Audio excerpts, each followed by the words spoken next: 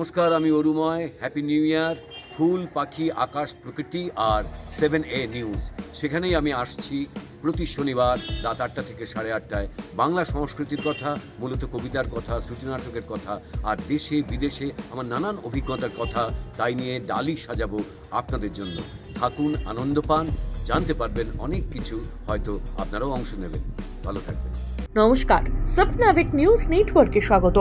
ত্রিকোণ প্রেমের জেরেই খুন, বাসন্তীতে অপ্রাপ্ত বয়স্কার মৃত্যুর ঘটনার তদন্তে নেমে এখনো চাঞ্চল্যকর তথ্য জানালেন তদন্তকারী অফিসারেরা। উল্লেখ্য, 20 জানুয়ারি একদিকে যখন আর্চিকর কাণ্ডে অভিযুক্ত সঞ্জয় রায়ের সাজা শোনার জন্য মুখিয়েছিল রাজ্য তথা গোটা দেশ, সেই দিনই বাংলার মাটিতে প্রকাশ্যে এলো আরও এক তিলোত্তমার ঘটনা। 8 দিন নিখোঁজ থাকার পর বাসন্তী থেকে উদ্ধার হলো 8ম শ্রেণীর ছাত্রীর নিথর দেহ। কি অবস্থায় অপ্রাপ্ত বয়স্কাকে উদ্ধার করা হয়েছে তা বিবরণ দেওয়া থেকে বিরত থাকলাম আমরা।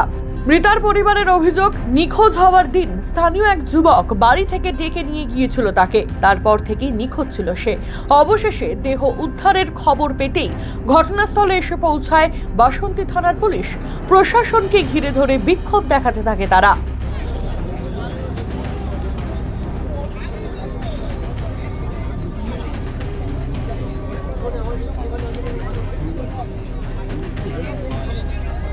ঘটনা প্রসঙ্গে শাসক দলের বিরুদ্ধে ক্ষোভ উগরে দিলেন এক স্থানীয় বিজেপি নেতা।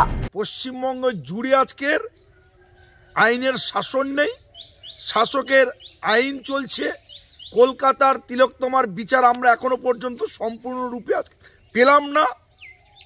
আর এই সমস্ত কিছু ঘটছে কেবলমাত্র এই রাজ্যের মহিলা মুখ্যমন্ত্রী, নির্লজ্জ মুখ্যমন্ত্রী, একটা ব্যর্থ মুখ্যমন্ত্রী, যিনি কিনা আজকের পুলিশ মন্ত্রী, তার ছত্রছায়ায় থাকা সমস্ত সমাজ বিরোধীরা আজকের মা বোনদের ইজ্জত নিয়ে হরণ করছে, ছোট ছোট শিশুদেরকে ধর্ষণ করছে, খুন করছে।